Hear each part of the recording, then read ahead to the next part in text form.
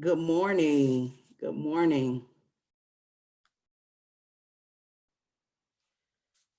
Good morning, Angie. All righty. Hi, everyone. My name is Franciria Moore with the Prosperity Agenda. Welcome to Coaching Up Close, our mini webinar series designed to help with some quick tips, work some quick tips into your busy schedule to help you improve your coaching skills. But first, let me introduce TPA. We are working to end persistent poverty, changing the way we think about, build programs for, and coach families experiencing financial stress. Coaching is, of course, a big part of our DNA, and we work with organizations all over the country on their coaching programs. Before we jump in, if you're joining us live, we'll have a question and answer session at the end of the webinar, so save your questions. Now, let's get started. Today's session is about roles a coach can play.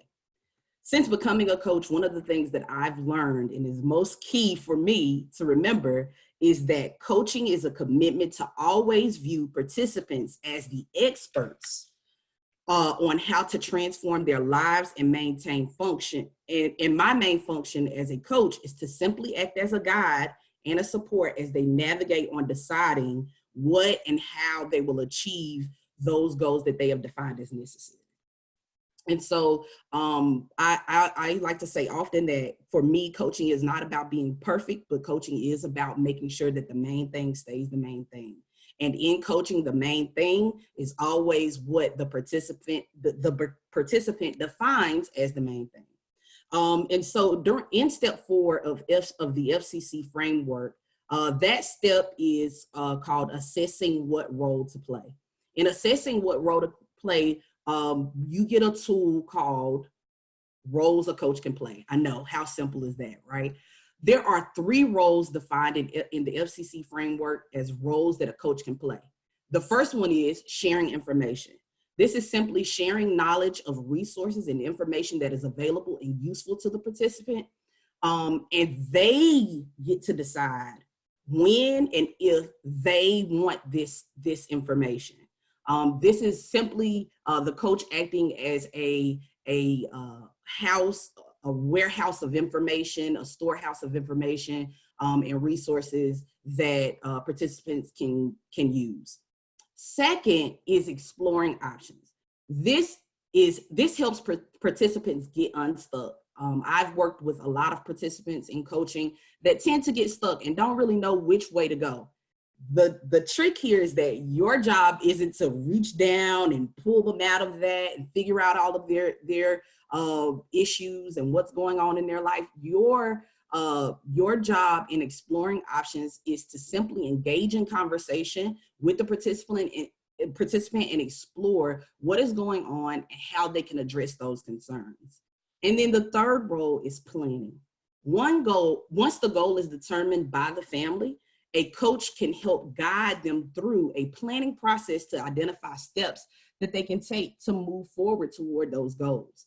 The key there again is once the family or the participant has determined what the goal is. And so I make sure that, I check myself throughout the process when I'm working with participants to make sure that anything that I do, any actions, any words that I give, that they fall into one of those 3 buckets. If at any point I realize, what I'm doing does not fit in sharing information, exploring options, and planning, then I know that I've stepped outside of my role as a coach.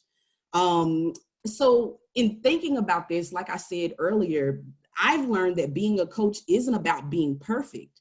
Being a coach really is about your journey as well, and creating space and safe passage for participants who are on their own journey.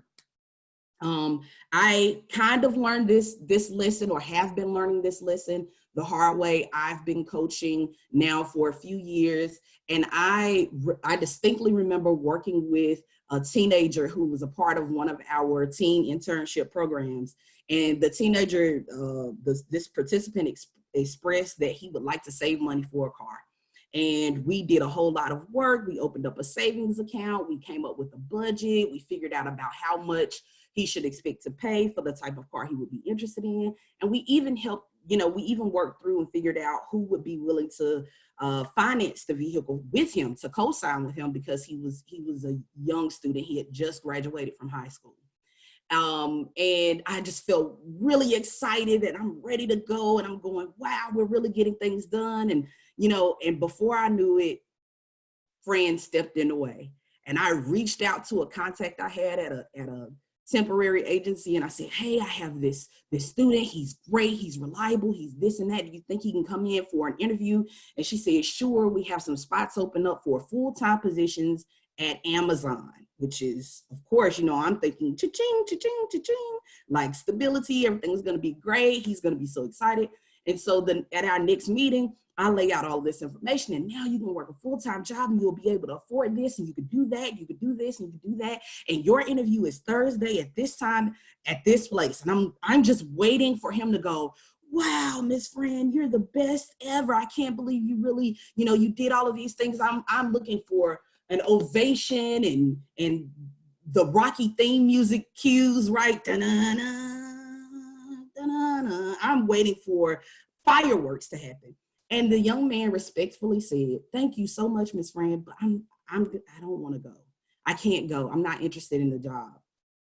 And immediately it felt like I had run into a brick wall just out of nowhere. It's like, and my whole world shattered for a second, because I was like, why would you not be interested in this job? So I pulled myself together and I asked a few questions. And after about 2 or 3 powerful questions, he expressed very clearly he was not interested in full-time employment, because his mother relied on him to help her with his younger siblings, and other family members who needed their his cousins and whoever to be walked home from school. They helped with homework. And that was something that he really enjoyed. He did not see it as a burden. He didn't see it as, holding him back in any way. It was something that he enjoyed and he wanted to be able to do that, but having a car would help him do it a little bit better. And that made so much sense to me. But had I checked myself and asked, are you playing any of the 3 roles of a coach? Are you sharing information? Are you exploring options? Are you planning with the participant? No, I'm not. Instead, I explored the options, I did the planning, and then I shared the information of where he should be for his interview. Totally out of line, totally outside of the boundaries, totally outside of the roles that a coach can play. So some people may be asking, well, why is it so important that we stick to the roles that a coach can play? Well, there are several benefits that come with sticking to the roles that a coach can play. Those look like reduced stress, from the weight of being the fixer, being the person who, participants may come to and cast all of their burdens. And then you feel this pressure of, oh my gosh, I've got to fix it. I got to make it all better. That's not your role. We can take some of that stress off of your plate, because that's not your role as a coach. Another benefit is managing expectations. It's important to manage expectations and be clear about what participants can expect from you as a coach and what you expect for participants as a coach. And really all we ask for as a coach is that participants are honest with us and that they communicate. Anything beyond that is beyond your scope as a coach. So you want to make sure that you're managing those expectations. Next, it creates a relationship of transparency. At all times, I'm not doing, unlike the story I just told you about, at all times when I am making sure that I'm playing the role of a coach, I am making sure also that there's transparency in what's happening. There was nothing transparent about how I went about dealing with that teenager in their quest to get a car. I was not clear. I was not upfront about where I was going. I did not pull them into that process. I did not bring him along on it. I just said, this is the way we're going. And I got in the car and I drove and I drove us off. And he was on the side going, hey, I'm not going that way.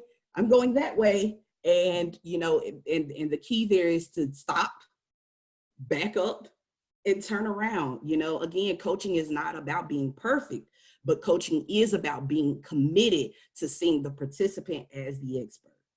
Okay. And then lastly, one of the benefits I would say of sticking to the roles of a coach or roles that a coach can play is that, and this to me, it's the most powerful benefit, is that it empowers participants and affirms their ability to make choices. That's the goal. We want to always empower our participants. We want them to rely on their own strength and resourcefulness and expertise and brilliance and genius and creativity to find their way to the answer that they want for themselves and their family. And we also want to affirm that they have the ability to do so and make great decisions for their family, really, really affirming their own sense of agency. And to me, that's the most powerful benefit of sticking to those three roles as a coach. So that's really all I have today. Thank you for watching. Join us for next month's Coaching Up Close, where we'll share some tips and some resources. Be sure to stick around for the question and answer portion. And of course, if you have any questions about the coaching program, or if you would like to sign up for the next Coaching Up Close mini series, mini webinar, I'm sorry, visit us at theprosperityagenda.org. Thank you, everyone, and have a great day.